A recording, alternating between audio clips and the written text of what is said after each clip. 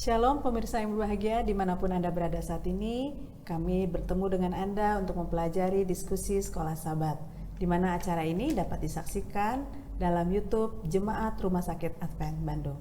Saya Marica Tambu Bolon akan menemani saudara bersama dengan dua narasumber kita pada saat ini. Kita mendapatkan seorang tamu dari Kependetaan Unai, Daniel Sihombing. Shalom Daniel, apa kabar? Shalom Mem, puji Tuhan baik. Dan juga tentu dengan penarasumber kita yang sudah tidak asing lagi, Pendeta David Panjaitan. Shalom Pak Pendeta, apa kabar Pak Pendeta? Sehat, pemirsa. Dan saat ini kita telah memasuki pelajaran yang ke-12, terakhir, dua sahabat terakhir di dalam triwulan yang ketiga. Dan judul pelajaran kita pada saat ini adalah diadili dan disalibkan. Namun sebelum kita mempelajari sekolah sahabat kita, mari kita awali dengan doa. Kita undang Daniel untuk berdoa. Baik, mari kita bersatu dalam doa. Bapa kami yang bertahta dalam kerajaan surga, hati kami bersyukur oleh karena kebaikan dan kemurahan Tuhan, hingga pada saat ini kami boleh dapat mempelajari kembali akan kisah penyaliban dan pengadilan yang Yesus alami 2000 tahun yang lalu, di mana Engkau mau mati untuk menebus dosa-dosa kami. Bantulah kami ya Tuhan, ketika kami mempelajari Markus pasal 16 dan juga Markus pasal yang ke-15, Engkau mengurapi kami dengan Roh Kudus supaya apa yang kami pelajari boleh dapat kami mengerti dan kami boleh selalu menghargai akan karya keselamatan yang Engkau berikan bagi kami. Di dalam nama Yesus kami berdoa. Amin. Amin. Di dalam pelajaran sekolah sahabat kita, diadili dan disalibkan. Satu pekan pelajaran kita ini ayat hafalannya terdapat di dalam Markus 15 ayat 34. Dan pada jam 3 berserulah Yesus dengan suara nyaling, Eloi, Eloi, lama sabachthani, yang berarti, Allahku, Allahku, mengapa engkau meninggalkan aku?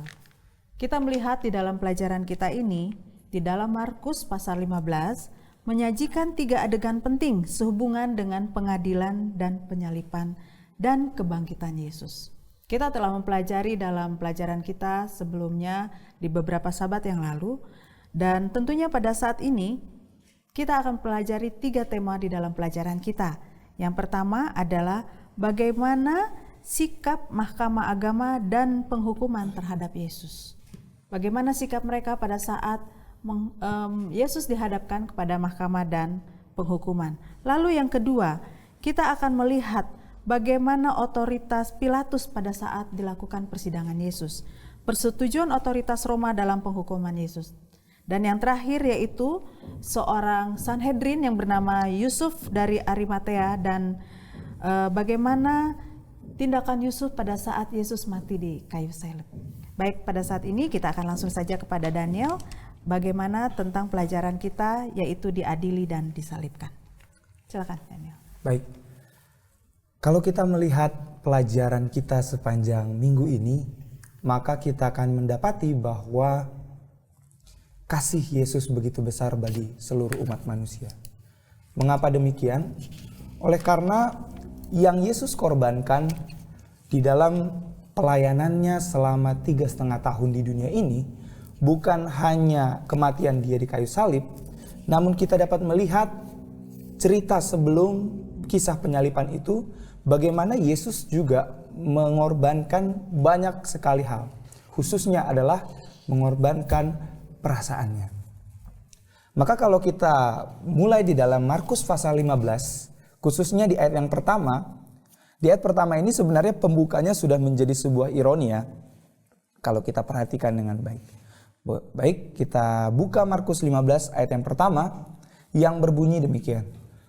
Pagi-pagi benar imam-imam kepala bersama tua-tua dan ahli-ahli Taurat dan seluruh mahkamah agama sudah bulat mufakatnya. Mereka membelenggu Yesus lalu membawanya dan menyerahkannya kepada Pilatus. Ayat pertama ini menyajikan bahwa yang menangkap Yesus adalah bukan orang Yunani atau bukan orang-orang yang di luar Yahudi. Namun yang menangkap Yesus itu justru adalah ahli-ahli perjanjian lama, ahli-ahli kitab Taurat, dan ahli-ahli buku-buku nabi-nabi. Dan kita ketahui bahwa sebenarnya saya yakin mereka itu sudah mengetahui ciri-ciri atau gambaran dari nubuatan tentang Mesias yang akan datang. Seperti yang dijelaskan di dalam Daniel pasal 9. Kemudian di kitab Yesaya, ada banyak sekali pasal di dalam Yesaya yang menggambarkan kedatangan Mesias itu dan juga ciri-cirinya.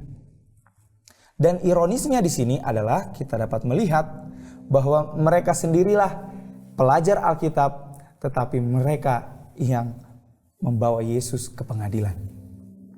Dan di ayat yang kedua kita dapat melihat bahwa ada seorang gubernur Yudea di tahun 26 sampai 36 Masehi. Dan Mahkamah Agama dan juga ahli Taurat membawa Yesus kepada pengadilan yang sifatnya adalah non-Yahudi atau orang kafir kalau bisa disebutkan. Ini justru sangat menyedihkan ya. Karena apa? Oleh karena kalau kita membaca buku Perjanjian Lama, orang Israel, khususnya para imam dan juga raja, itu selalu melibatkan Allah di dalam setiap keputusan yang ingin mereka lakukan. Tetapi lucunya adalah imam-imam, tua-tua, ahli Taurat dan seluruh mahkamah agama menyerahkan Yesus kepada keputusan duniawi. Ya, bayangkan kalau dulu imam-imam itu kalau ingin mengetahui kehendak Allah, mereka akan menggunakan Urim dan Tumim supaya mereka mengetahui kehendak Tuhan itu apa. Lalu raja-raja juga kita dapat melihat bagaimana kisah mereka, di mana mereka selalu mengandalkan Tuhan. Mereka mempersembahkan korban untuk mengetahui apa yang Tuhan inginkan terjadi di dalam kehidupan mereka. Namun justru sebaliknya di Markus pasal 15 ini disajikan bahwa nampaknya keturunan-keturunan mereka ini tidak mengikuti kebiasaan nenek moyang, yaitu melibatkan Allah di dalam keputusan mereka. Maka dari itu di ayat yang kedua Pilatus bertanya kepadanya, "Engkaukah raja orang Yahudi?" Nah, ini sebenarnya kalau kita baca di dalam buku sekolah sahabat kita merupakan satu kata ejekan. Karena Yesus mengaku sebagai Mesias. Mesias itu di dalam bahasa Ibraninya Masyiach, atau kalau dalam Yunani Kristus biasanya. Itu artinya yang diurapi. Jadi kita dapat melihat persamaan. Kenapa Pilatus mengatakan engkaukah raja orang Yahudi? Tentu oleh karena raja pada zaman Perjanjian Lama selalu diurapi. Dan raja dan juga imam khususnya ya. Dan di sini Pilatus menyinggung bahwa engkaukah raja orang Yahudi? Jadi sebenarnya ini sedang menyinggung Yesus tentang kemesiasan yang dia akui di pasal-pasal sebelumnya. Kalau kita pelajari dalam Markus pasal yang ke-15. Dan jawab Yesus di sini menarik. Dia katakan adalah engkau sendiri mengatakannya. Kalau kita baca bahasa Indonesia ini ya, engkau sendiri mengatakannya, nampaknya tidak terlalu tegas atau bermakna ganda. Tetapi kalau kita baca di dalam New King James Version dikatakan it is as you say. Itu seperti yang kamu bilang. Jadi Yesus ingin menekankan bahwa dia adalah Mesias, raja orang Yahudi. Dan kalau kita lihat di pasal-pasal sebelumnya, Yesus kerap kali menyembunyikan keilahiannya, kemesiasannya. Pada waktu dia menyembuhkan orang lain, dia bilang, kalau kau pulang ke kampungmu, jangan kasih tahu siapa yang menyembuhkan. Tapi di sini Yesus secara jelas menyatakan dirinya adalah seorang Mesias. Lalu kemudian kita dapat melihat selanjutnya adalah lalu imam-imam kepala mengajukan banyak tuduhan terhadap dia. Jadi imam-imam bersekongkol bersama dengan ahli Taurat untuk menjatuhkan Yesus, yang mana mereka tidak senang melihat Yesus. Oleh karena yang pertama adalah tuduhan mereka ialah Yesus itu menghujat Allah. Kata menghujat ini, kalau kita pelajari di dalam Perjanjian Lama khususnya, menghujat ini artinya ialah menyamakan diri dengan Allah. Dan tentu ini adalah sebuah hal yang sangat berbahaya untuk orang Yahudi khususnya, menyamakan diri dengan Allah. Jadi dari awal sebenarnya orang-orang Yahudi ini sudah mencari-cari apa nih kesalahan Yesus ya? Apa kesalahan Yesus? Tetapi mereka selama itu tidak menemukannya. Namun pada waktu Yesus menyembuhkan seorang yang lumpuh, dia mengatakan bahwa dia dapat menyembuhkan dosa manusia. Dan itu adalah salah satu hal yang hanya dapat dilakukan oleh Allah itu sendiri. Maka dari situlah tuduhan itu didapatkan. Maka orang Yahudi menuduh bahwa Yesus menghujat Allah atau menyamakan dirinya setara dengan Allah. Dan tentu itu bukanlah sebuah kesalahan. Oleh karena Yesus sendiri memang sebenarnya adalah Allah. Tetapi itulah oleh karena ketidaksukaan orang Yahudi dan juga orang Yahudi berpikir bahwa mereka inginkan Mesias datang itu adalah untuk membebaskan mereka dari penjajahan Roma. Akan tetapi raja yang datang atau Mesias yang datang justru adalah seseorang yang lahir di kandang binatang. Seseorang yang hidup, yang menjadi tukang kayu bersama-sama dengan ayahnya. Seseorang yang kehidupannya sangat sederhana. Jadi ini merupakan bentuk kekecewaan daripada imam dan juga ahli-ahli Taurat. Makanya mereka menyerahkan Yesus kepada orang Yahudi. Oke, baik, terima kasih ya Daniel. Pelajaran yang sangat menarik sekali bagaimana sejarah ataupun pada saat proses Yesus yang diserahkan kepada umat pada saat itu ya, umat duniawi yang untuk diberikan penghukuman. Nah ini saya pengen tanya nih ke Pendeta David. Apa hal ironinya sehingga Yesus diberikan kepada serdadu-serdadu Romawi pada saat itu oleh Pilatus? Silakan Pak Pendeta. Terima kasih. Tetapi sebelum menjawab itu, kita lihat dulu apa sih definisi ironi itu. Oh iya. Di pelajaran Sabat Petang itu jelas di sana dikatakan ada dua pengertian atau tiga definisi mengenai kata ironi. Yang pertama adalah dua tingkatan makna. Jadi kalau menyebut sesuatu maknanya itu pertama lalu naik, yang kedua itu ironi. Lalu yang kedua, dua tingkatan makna tersebut bertentangan atau berbeda satu sama lain.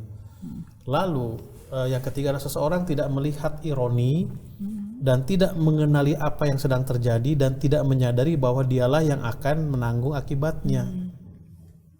Salah satu contoh adalah Yesus ditangkap. Lalu dia dikatakan, kamu kan raja orang Yahudi. Pernyataan raja orang Yahudi itu bertentangan dengan apa yang dialami Yesus waktu ditangkap. Seorang raja kan harus dihormati, ditempatkan di posisi yang bagus lah, tempat duduk yang layak. Tetapi kenyataannya justru dia, sekolah sahabat kita mengatakan, diberikan jubah warna ungu, lalu maaf kata ditelanjangi dia. Itu kan bertolak belakang. Jadi pada waktu gubernur itu katakan, kamu raja orang Yahudi kan? Itulah ironi itu. Itulah ironi itu. Pelajaran sahabat kita mengatakan bahwa bagi orang Ibrani atau orang Yahudi, membuka pakaian di tempat umum itu sangat tidak layak. Itu secara umum ya, masyarakat umum. Tapi bayangkan ini seorang pemimpin, raja, dibuka bajunya, itu bertolak belakang sekali. Lalu masuk kepada pertanyaan Marisa tadi, ironi apakah yang terjadi pada saat Yesus ditangkap oleh orang serdadu Roma? Yeah. Salah satu kalimat yang dikeluarkan oleh orang Roma adalah, loh, orang lain dia selamatkan, masa dia tidak bisa menyelamatkan diri sendiri? Itu kan bertentangan gitu. Dia mengatakan akulah jalan kebenaran dan hidup, Yohanes pasal 11 ayat 25 kan, barang siapa yang mati akulah kebangkitan dan hidup. Dia bisa menyelamatkan orang, tapi kok justru dia tidak bisa menyelamatkan dirinya sendiri. Itu situasi kalimat ironi yang situasi ironi dengan kalimat yang disampaikan oleh orang-orang Roma. Lalu yang ketiga, makna ironi itu yang bertentangan. Lalu Yesus tahu sebetulnya apa yang akan dialami, lalu makna yang bertingkat. Tapi ini ironi sesuatu yang bertentangan situasi yang terjadi dengan apa? Nah, Sebetulnya tentara-tentara Roma itu berharap sebetulnya murid-murid Yesus berharap bahwa Yesus bisa melakukan satu tindakan. Banyak literatur mengatakan pada waktu Yudas mengkhianati Yesus, harapan Yudas adalah Yesus itu akan melawan. Petrus juga berharap Yesus akan melawan, kan dia raja. Kenapa yang sering saya katakan, Marice dan pemirsa kalau ingat, untuk mengerti ini secara komprehensif, kita harus melihat situasi sosial politik saat itu. Sosial politiknya adalah bahwa faktanya Roma itu menguasai, menjajah wilayah mereka ini. Jadi bayangkan seorang gubernur, seorang kaisar merasa terusik kalau dia dengar ada satu tokoh yang dielulukan. Jadi wah ini gawat, ini saya punya apa? Punya posisi. Lalu kembali kepada yang serdadu Roma itu. Yesus bukan tidak bisa melepaskan dirinya, bisa. Tetapi dengan cara dia membiarkan dirinya mati di atas kayu salib, itu menunjukkan bahwa dia adalah seorang pahlawan yang akan menyelamatkan orang ini semua. Kan itu. Kalau dia tidak mati, mana ada keselamatan. Dia tahu. Jadi maknanya berganda kan. Dia mau mati di atas kayu salib, maknanya adalah bahwa dia merelakan dirinya untuk menjadi seorang juru selamat. Itu buku Para Nabi dan Bapa jilid pertama mengatakan itu.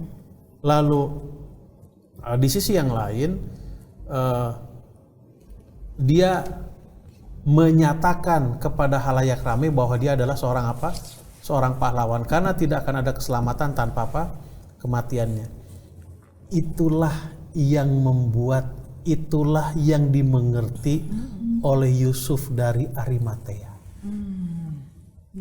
Itu dia mengerti. Kenapa? Dia kan seorang pelajar yang baik. Betul. Dia seorang Sanhedrin itu seperti sekarang anggota DPR MPR lah. Dan dia seorang rohaniawan yang baik juga. Ya, dia seorang yang baik. Dia artinya gini, tidak semua orang Sanhedrin, Farisi, Saduki itu tidak menerima pekabaran, bahwa tidak menerima pekabaran, tidak menerima kenyataan bahwa Yesus itu adalah sebagai juru. Ada juga. Contohnya Nikodemus terima, cuman tidak terbuka saja. Nah, Yusuf dari Arimatea ini dia mengerti dan dia melihat bahwa tanpa pengorbanan Yesus tidak ada apa? Keselamatan. Jadi di satu sisi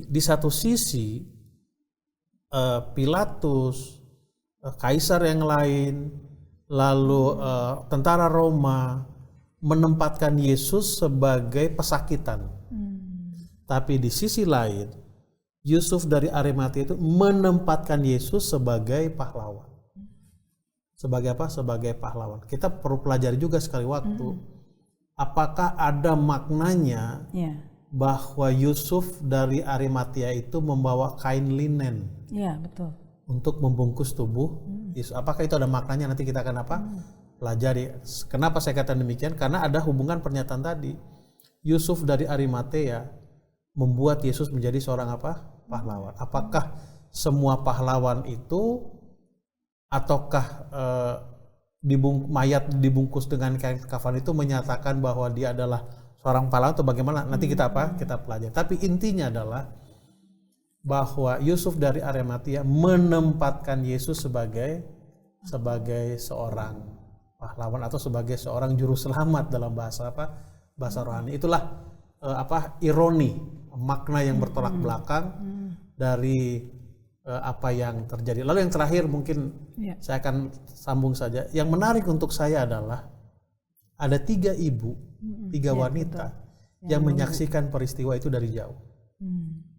Pelajaran sahabat kita katakan, sejarah mencatat kenapa mereka itu ada. Mereka itu menjadi saksi atas kematian Yesus dan juga menjadi saksi pertama atas kebangkitan Yesus. Kenapa saya tertarik dengan situasi ini, cerita ini? Karena maaf saya katakan, wanita itu biasanya menjadi sumber berita yang sulit untuk dipercaya. Sorry to say ini, sorry. Berita cepat tersampaikan. Berita cepat tersampaikan, walaupun itu berita tidak, itu sense positifnya itu. Artinya bayangkan kematian Yesus, kebangkitannya cepat menyebar. Iya, betul. Jadi wanita jangan dilarang bercerita, tetapi sensor apa ceritanya. Baik, tadi saya pengen bertanya tapi sudah terjawab oleh Pak Pendeta sorry. mengenai Yusuf Arimatea. Nggak apa-apa Pak Pendeta. Jadi memang tadi saya bertanya apa motif dari Yusuf Arimatea itu untuk meminta jasad Yesus, dan dia menyiapkan kain linen pada saat itu ya. Namun di satu sisi Yusuf Arimatea yang dari Arimatea ini merasa bahwa Yesus ini adalah seorang pahlawan yang akan menyelamatkan dosa-dosa kita semua, termasuk saya juga pada saat ini. Baik, waktu yang tersisa ini mungkin ada yang mau ditambahkan oleh Daniel, nanti konklusi oleh Pak Pendeta. Baik, ada satu hal yang menarik tadi disinggung oleh Pak Pendeta bahwa murid-murid itu dan juga Maria dan ibu yang lain mengharapkan Yesus akan melepaskan diri dan menyelamatkan diri dia sendiri. Namun kalau kita baca di dalam Markus 9 ayat yang ke-31, Yesus sebenarnya sudah berkata kepada muridnya bahwa anak manusia akan diserahkan ke dalam tangan manusia dan mereka akan membunuh dia, dan 3 hari sesudah ia dibunuh ia akan bangkit. Jadi uniknya adalah di sini ketika peristiwa itu terjadi seakan-akan murid-murid lupa akan apa yang sudah dikasih tahu oleh Yesus, bahwa Yesus itu meskipun dia akan disalib, meskipun dia akan mati, tapi nanti akan bangkit juga.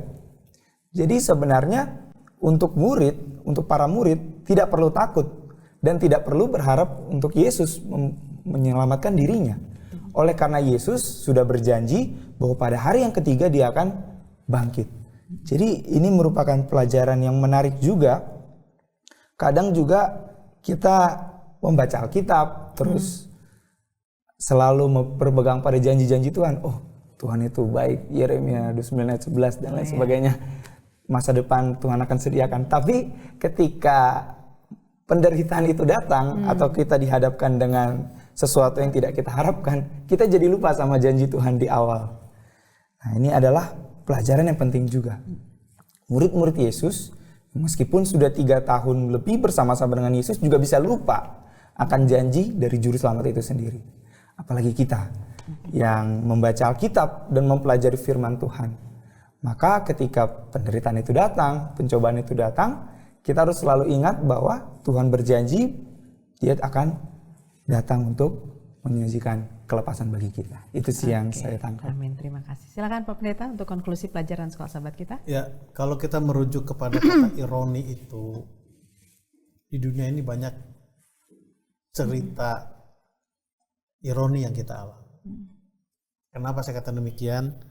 Bisa jadi kita mengalami satu peristiwa, kita tidak nyaman dengan peristiwa itu, tetapi dengan berjalannya waktu, kita mengerti, oh ini rupanya maksud daripada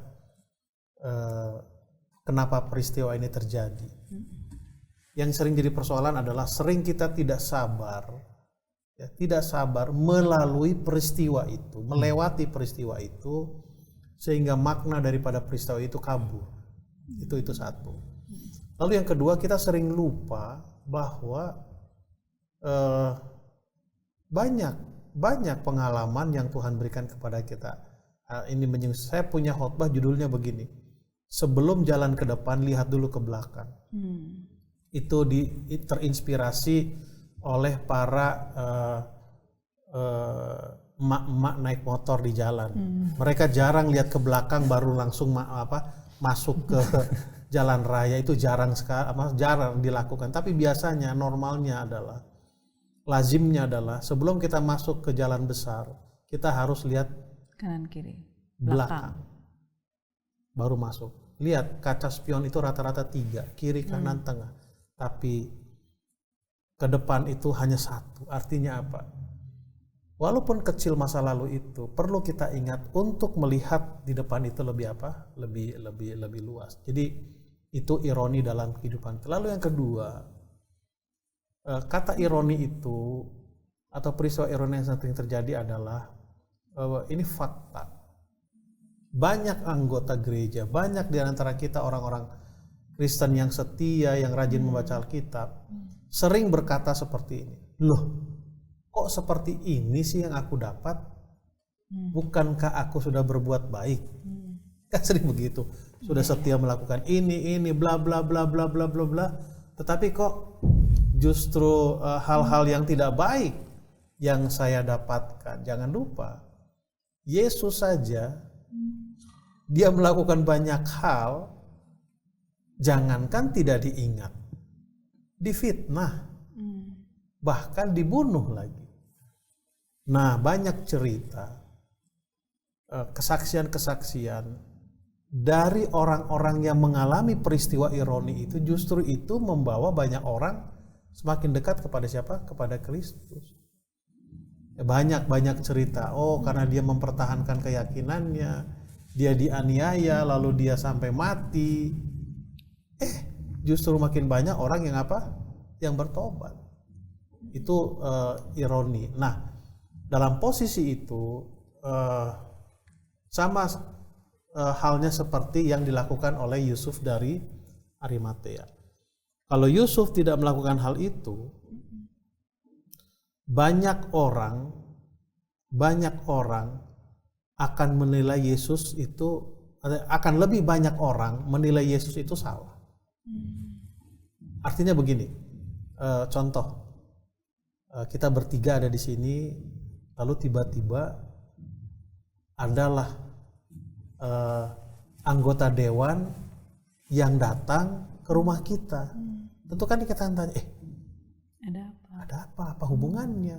Paling tidak itu satu level, satu level lah, sehingga berani meminta. Sehingga tidak heran ada sebutan, lu nggak minta, dia kan levelnya di atas, malah berani gue minta sama dia, kan gitu kan. Tapi kalau levelnya sama atau itu di bawah, kita berani untuk apa? Untuk meminta. Itu juga yang menjadi alasan kenapa Yusuf dari Arimatea itu berani meminta itu kepada siapa? Gubernur itu. Kemarikan jenazahnya. Mari, biar saya urus dengan baik. Padahal Yusuf nggak ada rencana datang ke situ kan, lagi jalan-jalan aja dia. Tiba-tiba ini kira-kira apa? Simon dari Kirene lagi, itu lain cerita lagi. Ini kan Yusuf dari Arimatea. Simon dari Kirene dia justru disuruh ngangkat salibnya lagi. Ini untuk melakukan dalam kuburannya, untuk mengurus jenazah daripada siapa? Yesus Kristus. Poin saya adalah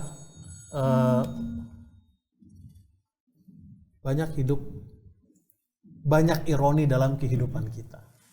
Tapi percayalah, kalau kita dengan penuh kesabar melewati peristiwa-peristiwa ironi itu, maka iman kita akan dikuatkan, iman orang pun akan dikuatkan. Amin. Terima kasih. Demikianlah saudaraku yang terkasih dalam Tuhan, pelajaran sekolah sahabat kita, bagaimana Yesus siap disalibkan dan kita ditebus dari dosa-dosa kita. Saya Marica Tampu Bolon, mohon undur diri. Terima kasih, Tuhan Yesus memberkati. Shalom.